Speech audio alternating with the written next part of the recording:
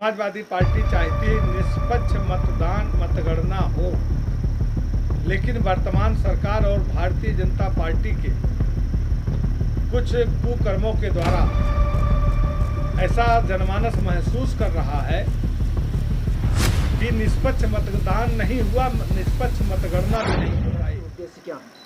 ये समाजवादी पार्टी के राष्ट्रीय अध्यक्ष माननीय अखिलेश यादव जी के निर्देश पर प्रदेश के सभी जिला मुख्यालयों पर कल मतगणना का 2024 लोकसभा के चुनाव के मतगणना का दिन है,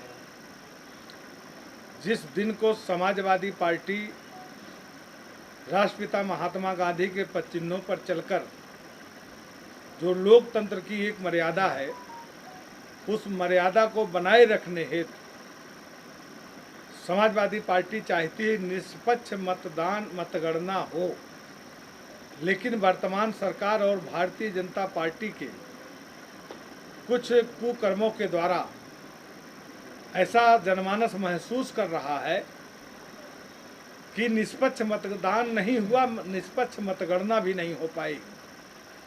और इसीलिए समाजवादी पार्टी ने सभी जिला मुख्यालयों पर पार्टी के एक कार्यकर्ता को जिले मुख्यालय पर भेजकर पार्टी के नेताओं के साथ और कार्यकर्ताओं के साथ एक निर्णय लिया है कि कल मतदान के समय समाजवादी पार्टी के सभी प्रमुख पदाधिकारी और विधायक, पूर्व मंत्री, पूर्व विधायक, पूर्व सांसद, जितने भी हमारे पार्टी के वरिष्ठ नेतागण हैं और पार्टी संगठन के लोग और कार्यकर्ता जिला मुख्यालय पर रहकर प्रशासन के उस पैनी निगाह रखेंगे मतगणना पर। निष्पक्ष मतगणना अगर सरकार कराती है, जिला प्रशासन कराता है, तो पार्टी स्वागत करती है। अगर कहीं मतगणना में धांधली कर भारतीय जनता पार्टी को अनुचित लाभ देने की कोशिश करती है, तो समाजवादी पार्टी के लोग गांधीवादी तरीके से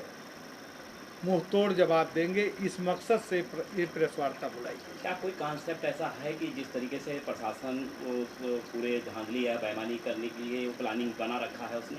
अभी जो पूरे देश में, उत्तर प्रदेश में जो चंडीगढ़ का एक उदाहरण है, और भारतीय जनता पार्टी के सरकार और भारतीय जनता पार्टी के सरकार के जो प्रशासनिक अधिकारी हैं, उनके कर्मों के कारण एक निष्पक्षता पर सवाल उठा है, जिसके नाते शंका बना है। और इसी लोकसभा के चुनाव में समाजवादी पार्टी और इंडिया गठबंधन के उम्मीदवार के साथ प्रशासन ने क्या व्यवहार किया और भारतीय जनता पार्टी एनडीए गठबंधन के उम्मीदवार के साथ कैसा व्यवहार किया, यह स्पष्ट दिखाई पड़ा है। इसलिए ऐसा महसूस होता है कि ये वर्तमान प्रशासन इंडिया उम्मीदवार के साथ दूसरी रवैया अपनाएगा और इंडिया गठबंधन के उम्मीदवार और कार्यकर्ताओं के साथ दूसरी रवैया अपनाएगा। हम लोग चाहते हैं प्रशासन अपना निष्पक्ष प्रशासनिक कार्य करे और निष्पक्ष मतगणना कराकर लोकतंत्र के इस महोत्सव को आगे ले जाए। जैसा कि जो संभावनाएं आपने जताई हैं, गड़बड़ी की जो संभावनाएं आपने जताई, यदि वो सही साबित होती है, यदि ऐसा होता है, तो ऐसे में आपके कार्यकर्ताओं को लेकर क्या संदेश रहेगा? कार्यकर्ताओं से हमारा पहली बात तो जो एग्जिट पोल आया है, वो सरासर सरकार का बनाया हुआ एक भारतीय जनता पार्टी के कार्यालय से बनाया हुआ एक एजेंडा ये दे दिया गया और वही जारी कर दिया गया, जिस पर देश की जनता ने अविश्वास जताकर उसको झूठा साबित कर दिया। झूठा इस नाम पर साबित कर दिया कि कहीं भारतीय जनता पार्टी 5 सीट पर चुनाव लड़ रही है और उसको 11 सीट पर जीतता दिखाया जा रहा है। कहीं ये जो लोक जनशक्ति पार्टी है, ये 4 सीट पर लड़ रही है, उसको 8 सीट दिया जा रहा है। इसलिए ये जो एचडी पोल था, ये निश्चित तौर पर जनता में, देश की जनता में अविश्वास पैदा किया और लोगों का मानना है कि भारतीय जनता पार्टी ये जो फर्जी एग्जिट पोल दिखाकर देश की जनता पर दबाव बनाकर ये चुनाव में धांधली करना चाहते हैं। इसलिए समाजवादी पार्टी और इंडिया गठबंधन देश का आम आवाम इनके काले कारनामों के लिए कल निष्पक्ष मतदान के लिए सतर्क रहेगा सभी जिला मुख्यालयों। प्रधानमंत्री पद का जो रास्ता है उत्तर प्रदेश से ही जाता है, ऐसे में समाजवादी पार्टी क्या भारतीय जनता पार्टी को उत्तर प्रदेश से रोकने में कामयाब होगी और कितनी सीट पाएगी?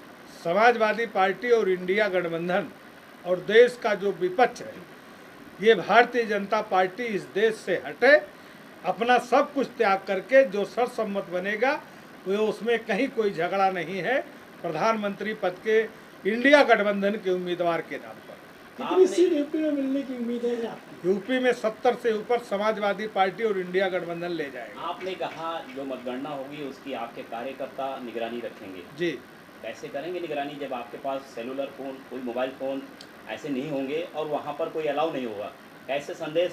गोंडा की बात अगर कुछ होगा तो मेरठ और बागपत और झांसी का आदमी तुरंत जान जाएगा। अब ये जो आप लोग हो, वहाँ क्या प्रावधान रहेंगे आप? विशेषकर आप जैसे सम्मानित पत्रकार साथियों से, मीडिया से, लोकतंत्र के चौथे स्तंभ से समाजवादी पार्टी हम लोग अपील करते हैं कि इसमें हमारा साथ दें और कहीं कोई बात छिपेगी नहीं। कहीं कुछ होता है तो तुरंत आउट हो करके वो देश और समाज के सामने जाता है। तो जनादेश और संविधान बचाने के लिए इतना क्यों आगे आना पड़ रहा है कि आपके कार्यकर्ता कफन बांध के निकल रहे हैं, ऐसा क्यों? आप देख रहे हैं कि भारतीय जनता पार्टी का एक नेतृत्व, एक पक्ष कहता है कि हम संविधान नहीं बदलेंगे, लेकिन वहीं दूसरा पक्ष कहता है कि हमें 400 सीट दे दो, हमें संविधान बदलना है। बलिया के प्रत्याशी कहते हैं महोदय, बलिया के प्रत्याशी कहते हैं आपके कि अगर गड़बड़ी हुई तो हमारी लाश बाहर जाएगी या डीएम की? अब बलिया के प्रत्याशी का बयान तो कहाँ तक उचित? बलिया के प्रत्याशी के बयान तो मैंने सुना नहीं, लेकिन हम लोग गांधीवादी तरीके से, निष्पक्ष तरीके से, शांतिपूर्वक गड़बड़ी नहीं होने देंगे। अगर गड़बड़ी प्रशासन करने की कोशिश करता है तो गांधीवादी तरीके से जो एक विरोध का एक रास्ता अहिंसा के तौर पर महात्मा गांधी जी ने दिया, हम उस रास्ते पर चलने का काम। फिर प्राण की आहुति देने की भी बात आ रही है। प्राण की आहुति देखिएगा, ऐसी स्थिति आएगी कि पार्टियां तो हैं, जनता सबसे पहले आगे आ रही है अब भारतीय जनता पार्टी के खिलाफ।